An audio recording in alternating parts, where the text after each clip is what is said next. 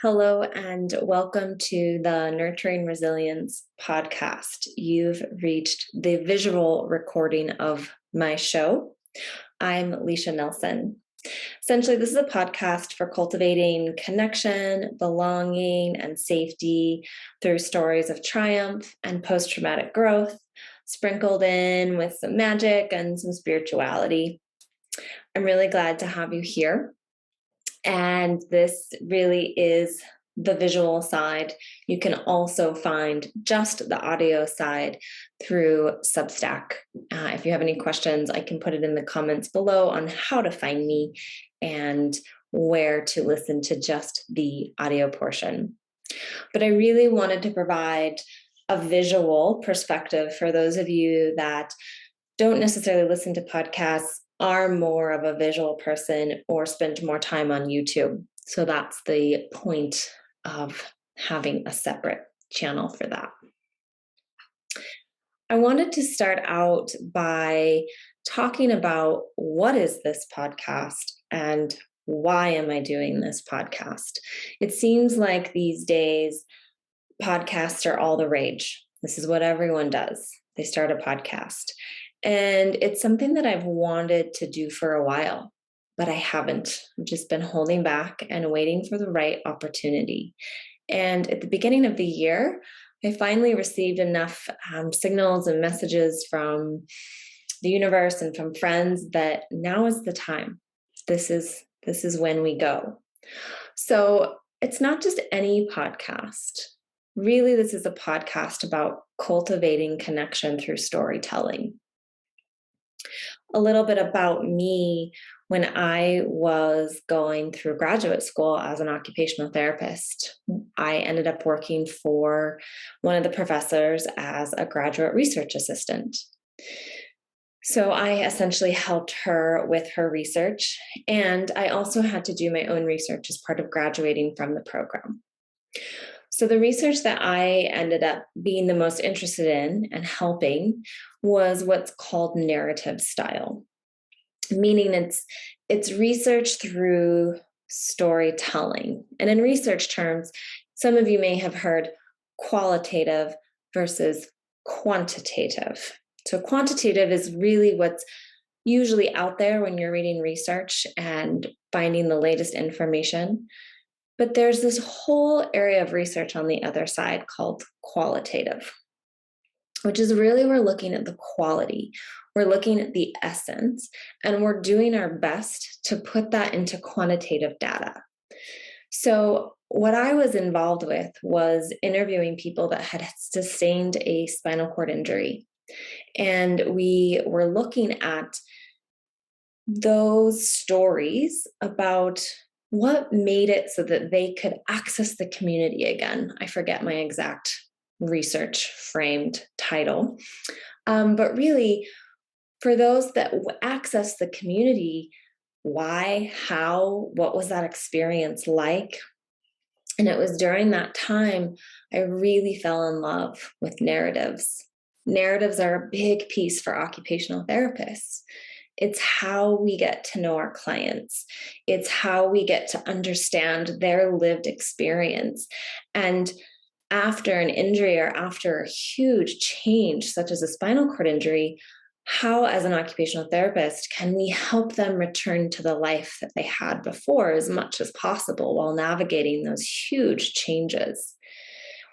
That's done through interview. That's done through storytelling. Connection is done through hearing stories.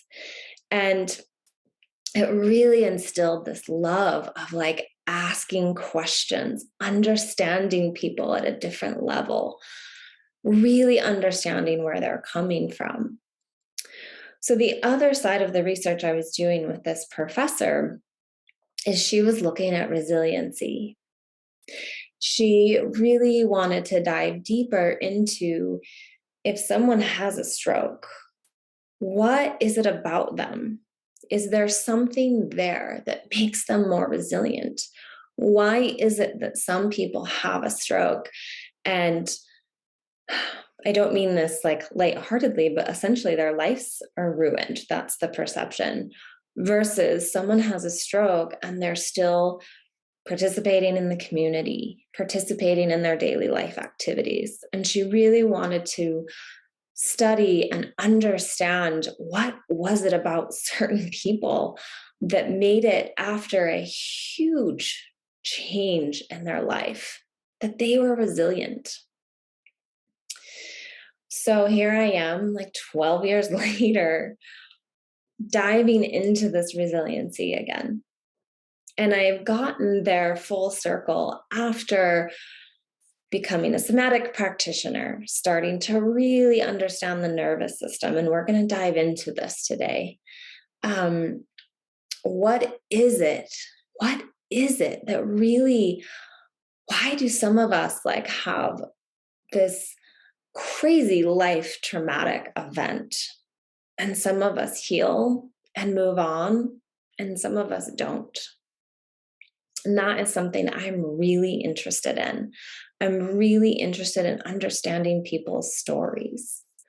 So, this is a podcast about resilience. This is a podcast about talking to people, real life people that have experienced a hardship, a traumatic event, whether that be physical, mental, emotional, spiritual, whatever it is, it's a traumatic event. And I'm interviewing the people that are on the other side.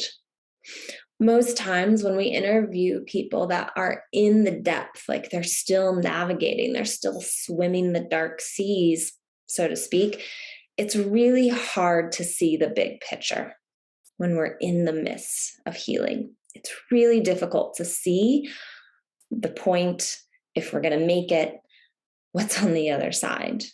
And I know that there's so many of you out there struggling.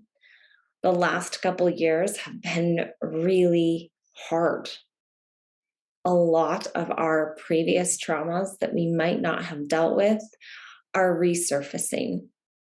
And I know from talking to people and talking to my clients and friends and meeting people and reading the news, like I know that we're going through hard times. And for me, when I'm going through a hard time, what really helps me is to hear other people that have made it through, to talk to other people that have swum those dark waters. They have navigated it and they're able to see it on the other side. They're able to understand, like, okay, this hard thing, here's why I had to go through it, and here's where I am today. I know for me, when I hear those stories, I feel comforted. It regulates my own nervous system. And I'm like, okay, I'm not going to be here forever. I'm not going to be in this dark space forever. There is this other side, and there is a purpose or a reason, unbeknownst to me at the time, why I'm going through it. So the people I'll be interviewing, most of them are past the traumatic experience. Also understanding nervous system regulation, and as a somatic practitioner, it really doesn't do a lot of good to tell a story when we're in it. It can actually elicit some more trauma. So also know that the people I'm interviewing have experienced big stuff. We're not talking little things here, and not to compare anyone's trauma.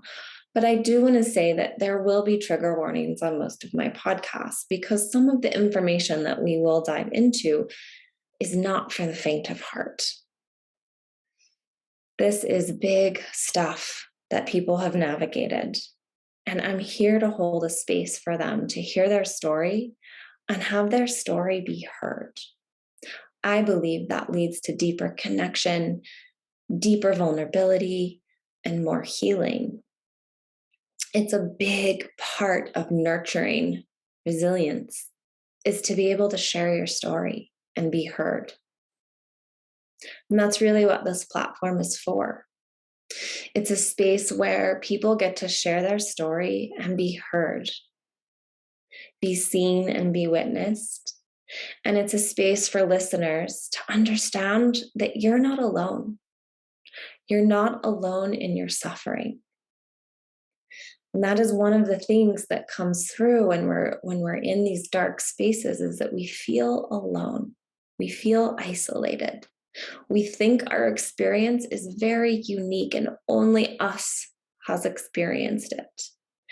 And on some level, there's truth to that. No one is like you. No one has been raised like you. No one has these exact stories as you. But there are similarities. And when we can find those similarities, that creates a regulation in the nervous system, creates a calmness. So, this podcast is a platform for people to tell their stories. And it's a way for you to know that you're not alone in your suffering. And it does end. And that's a huge piece of resilience. So, I want to spend a few moments talking about what is resilience? Like, what is this thing? Like, why is this important? Why does this matter as far as regulating the nervous system and cultivating connection? So I have a few notes here. You'll probably hear me flipping through the paper because it was really important for me to share this information in a way that has some depth and makes sense to people. So research is still really developing and understanding what resilience is. For example, 12 years ago, I was studying it with my professor, helping her understand what is resilience. But when we do look at the research, whether it's qualitative or quantitative, a few factors stand out. We know when we look at children, and I believe that this is true for adults as well, but the research is done with children, that what nurtures resilience? There's four things: a supportive adult-child relationship. So having a good relationship with some form of attachment figure, whether it's a grandparent or a parent, some form of a child-adult relationship. A sense of self-efficacy and perceived control. Understanding that, like, especially as a child, that your world is not spinning out of control, that there is some sense of self-efficacy and control. The ability or like the adaptive skills to regulate your nervous system. People that can regulate their nervous system have more resilience. We call this self-regulation capability. The fourth one is having some sense of understanding that there is a greater, larger picture. There's faith, hope, and culture supporting us, and this sense of like, there is something bigger than myself helping me through this process. What's interesting is when I did the research with my professor, that's what came through in our research, was the interview I was really looking at and had studied with her. That's what it came down to. He had this faith. He knew that there was this higher power, this source, and that is what helped him make it through his stroke, and a devastating stroke. Like, he was left with only the ability to use one side of his body. But it was his faith and his belief in God, his belief that there's something bigger than us. So those are the four things that really lead to resilience, which leads to the idea that resilience comes from nurturing relationships. We are resilient when we have nurturing relationships. I wanted to say that again. Which also means developmental trauma and childhood trauma interferes with the ability to have resilience. It makes sense, right? We have a great childhood. We have a sense of self-efficacy. We have parents. We have great, our co-regulation led to self-regulation. We're able to regulate our nervous system, and we have a sense of faith and hope. We're likely going to be moving through the world in a much better space. Shit's going to happen to us, and we know that we're going to make it. We're more resilient.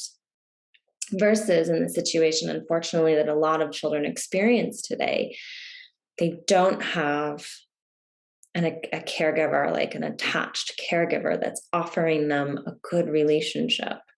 They might not have any control, right? Because they don't have that adult relationship, they're not having anyone teach them co-regulation versus self-regulation. And so they never learn how to self-regulate their nervous system, and there may not be a sense of faith or hope.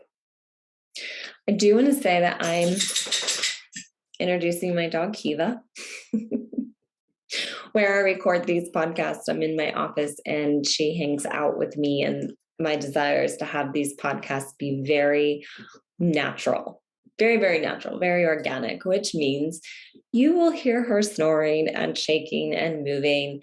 You're going to hear me drinking. You'll see me drinking if you're watching the YouTube video. I'm not editing.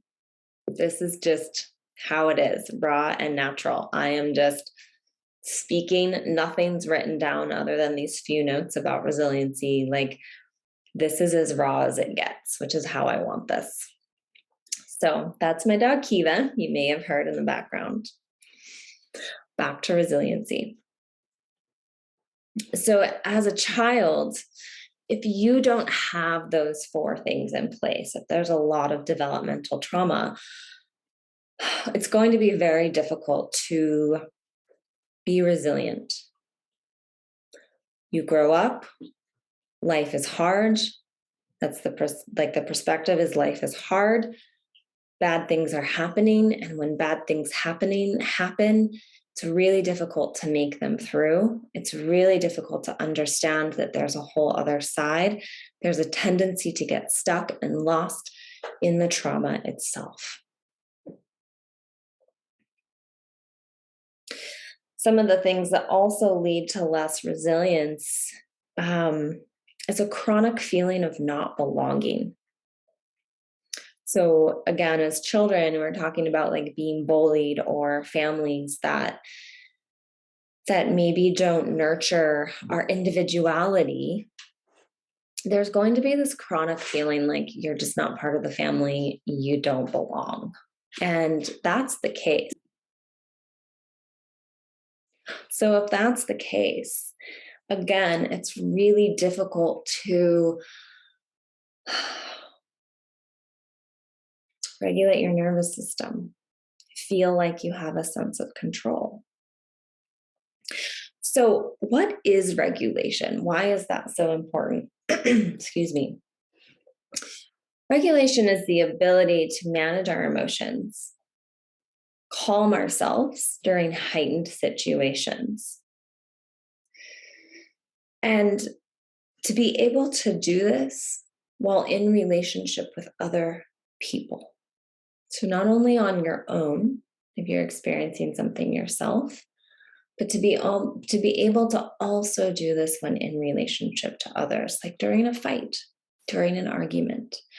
Do you have the ability to regulate your emotions and stay calm?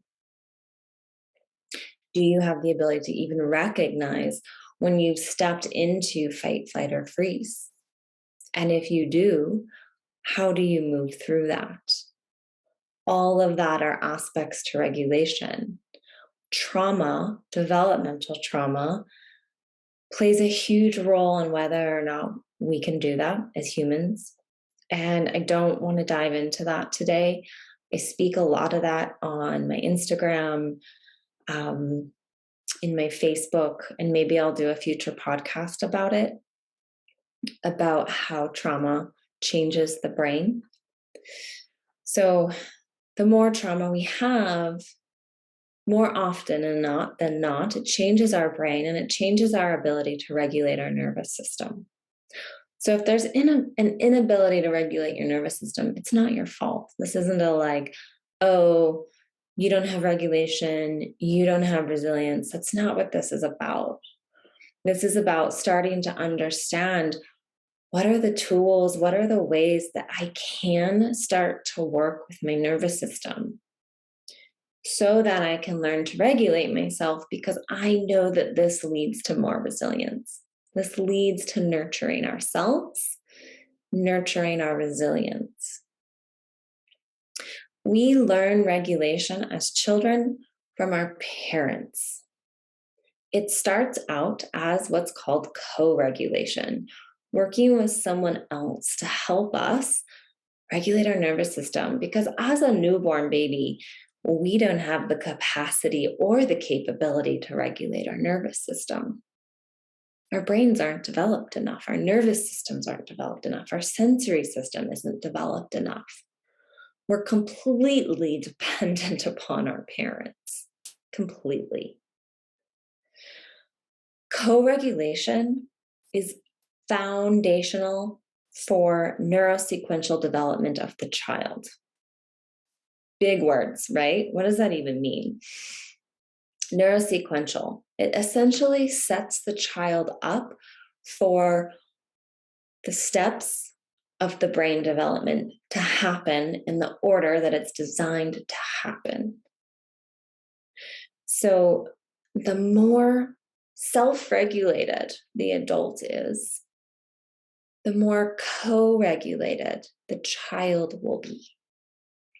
Which is why it is so important for me, as I teach these things about regulation, co-regulation, conscious conception, womb work, that we work on ourselves, we work on our own nervous systems before we have children.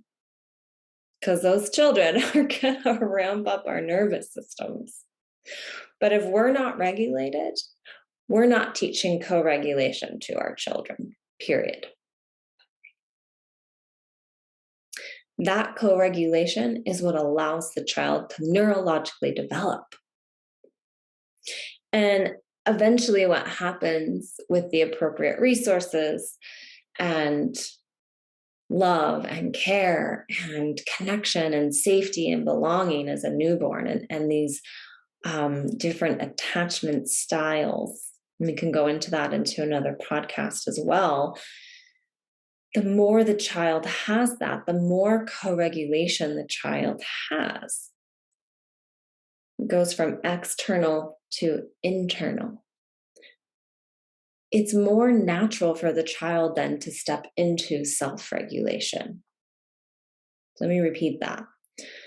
The more regulated the parent is, the more co-regulated the child is, the easier it is for the child to become a regulated adult, and even before they're an adult. You don't have to I wish I would have been taught some self-regulating capabilities or tasks or tools as a child. My parents didn't know, no hardship on them. Their parents didn't teach them. This is all newer within the field of attachment, within the field of resilience. So we are more regulated adults by being more co-regulated children. And I believe this can be true for adults. I believe in neuroplasticity. I believe in nervous system plasticity, meaning nothing is set in stone. All of us have the capability to learn to come into emotional intelligence and a regulated nervous system state. All of us have that capability. Some of us might have to work at it a little bit more in order for it to happen because of our developmental trauma. All of us have the ability to be whole, regulated. So when we find relationships as adults that allow us to be in co-regulation, we will also have more self-regulation. You know, those times when shit happens and you're really upset, you go to your partner and you have a conversation, or you go to your friends, they help you co-regulate your nervous system and things feel okay. We need both. Resiliency is about both. Does it feel safe? Can you co-regulate in relationship? That's why relationship is so key for me. Can you co-regulate in your relationship? And can you regulate alone? Do you have the capacity to do both? And if you don't, what needs to happen so that you can come to a place where both are happening? And again, not to say it's not easy. This takes devotion and time and commitment and self-compassion. God, so much self-compassion to get to these places. And I also want to say it's not about feeling good or quote unquote better emotions. That's not what this is about. This isn't about like always being happy, because no matter what, life is going to happen. Life happens. We can't control some big stuff that happens, right? So it's not about like, this is good and this is bad, and we only feel the good emotions. No, it's about when I feel the bad emotions and when shit is happening, when I'm aroused, when my nervous system level is aroused and activated, do I have the ability to regulate it?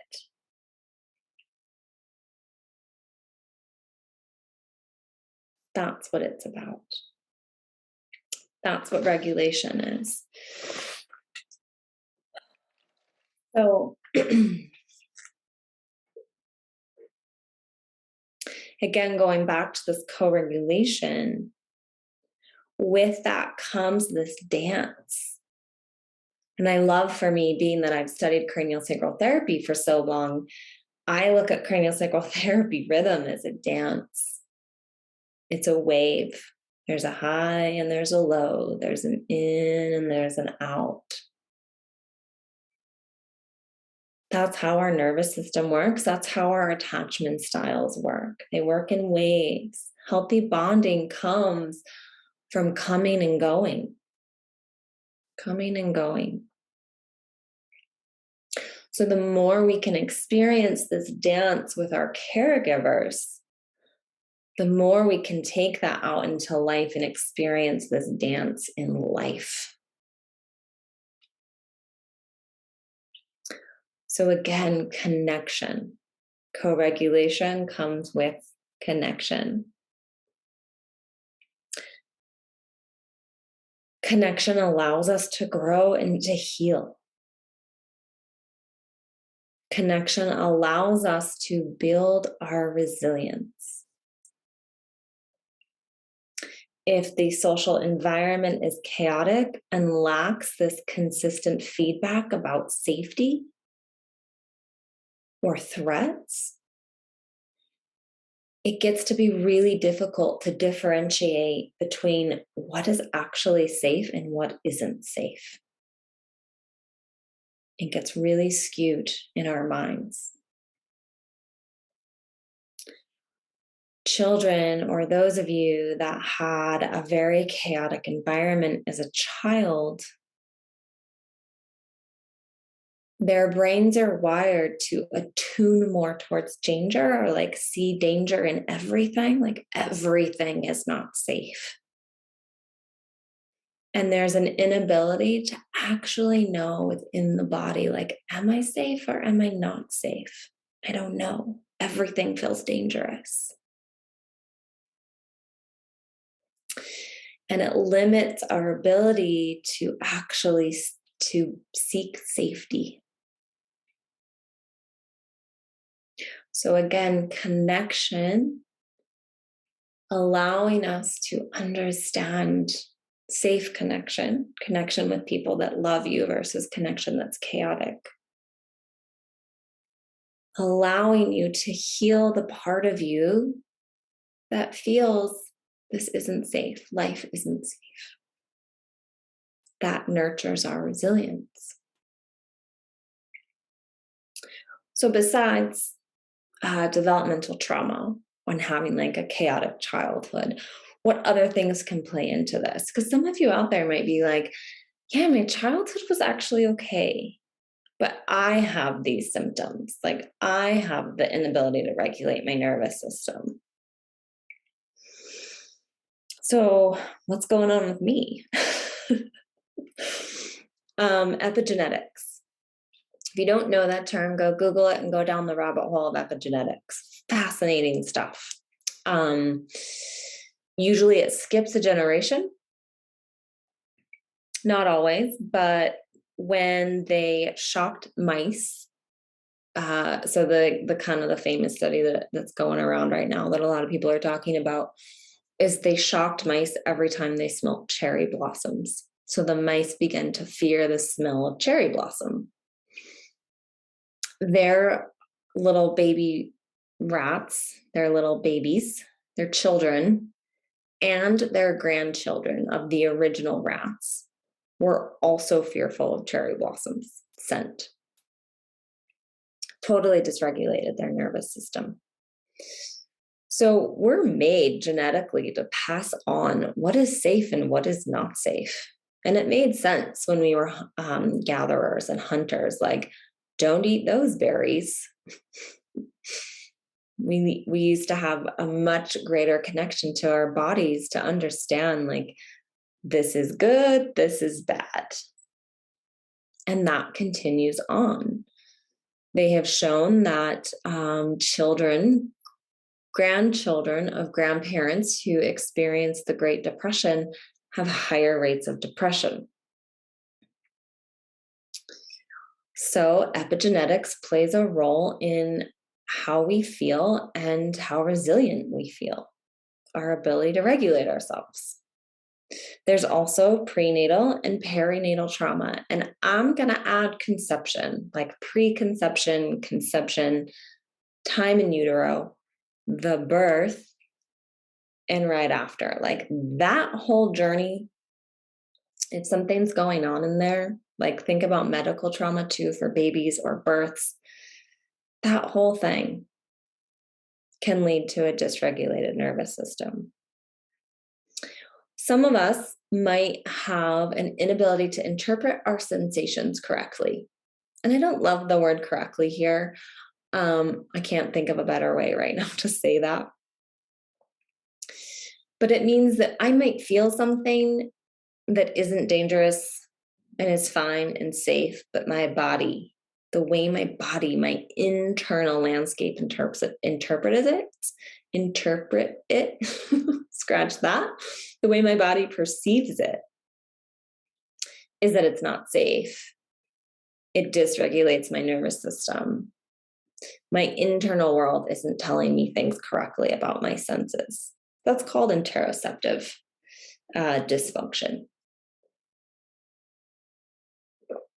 There can also be social mismanagement or misattunement, which is like you're just really not picking up on social cues all that great. And not that that's a huge issue, but if you're not picking up on those social cues correctly or misinterpreting them, that can lead to a sense of you feeling like you don't belong.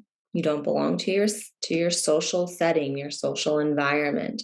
That's going to change how you perceive the world and your safety, and therefore your resilience. So much of what I've said could be put into other topics of podcasts. This would be like a 3-hour podcast if I went in depth into each of these areas. So if there's something you're wanting to know more about, whether it's attachment or epigenetics, co-regulation, let me know. I'll do a podcast on it. I think the more that we know this information and understand it, the better.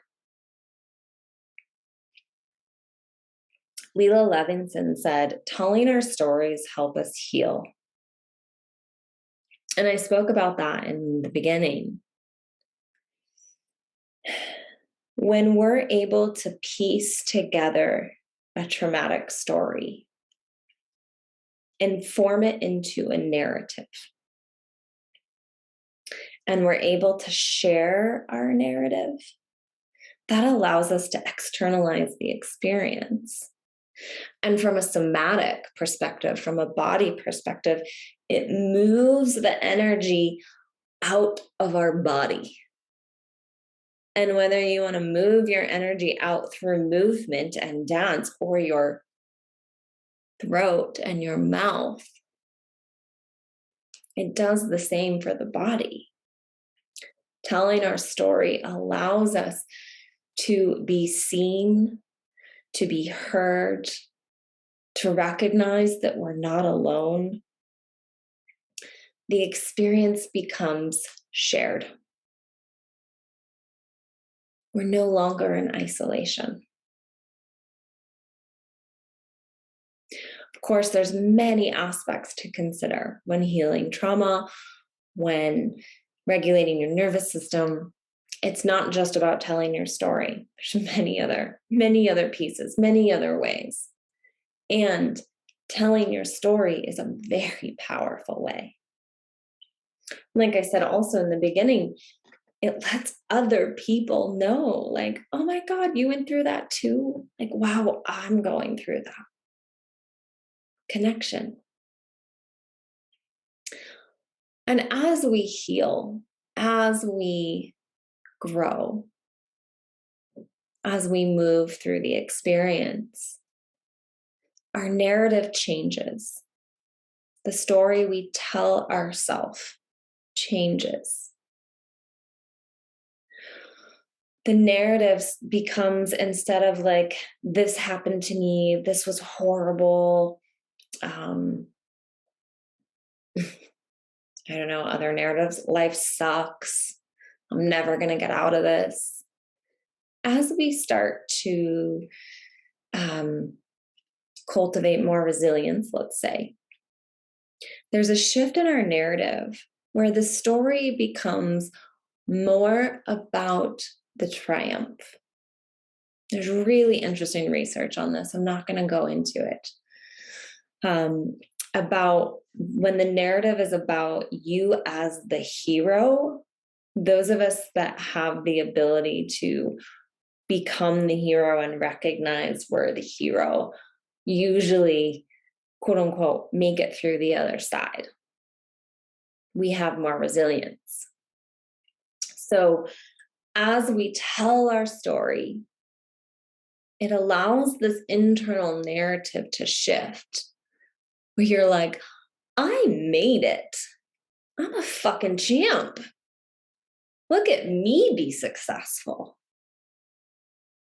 And that allows even more healing, even more growth.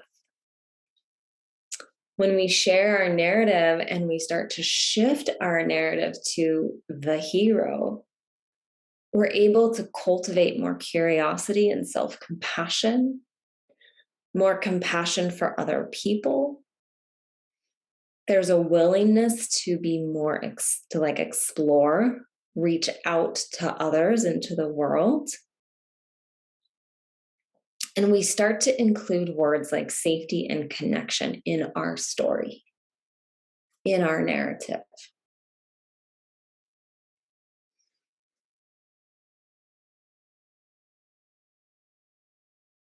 So just pausing to make sure I've said everything I've wanted to say. I think it's important to highlight again that the following podcasts are real stories. They're real people. These are real situations. Some of what you might hear and who I might talk to share their story have gone through hell. Please, if you are in a really activated state, and everything will be approached with love and caution and curiosity, but know that these stories are life, the life that's always happening. Please also know that In human design, if you're acquainted with human design at all, I'm what's called a generator, meaning that I love responding. So if you have questions for me or podcasts you want me to do, people you want me to interview, you would like to be interviewed to share your story, please reach out to me. I'm here. I am here to hold space for your story to be heard, to help you cultivate some resilience.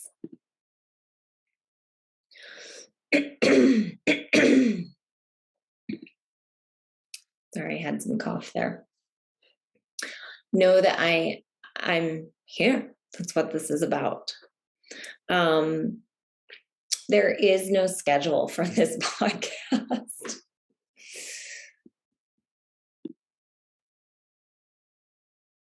So I'll put out these podcasts as I interview people.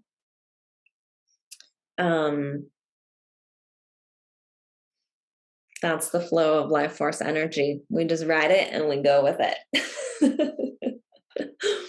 But thank you so much for joining me today for episode number 1. Woo-woo! Episode number 1, check. Feels really good. Yeah, I'm going to go celebrate myself now and do a little happy dance even. That episode 1 is recorded. And thank you so much for joining me today. And I look forward to sharing my future interviews and personal stories and nervous system information with you moving forward. Have a beautiful day.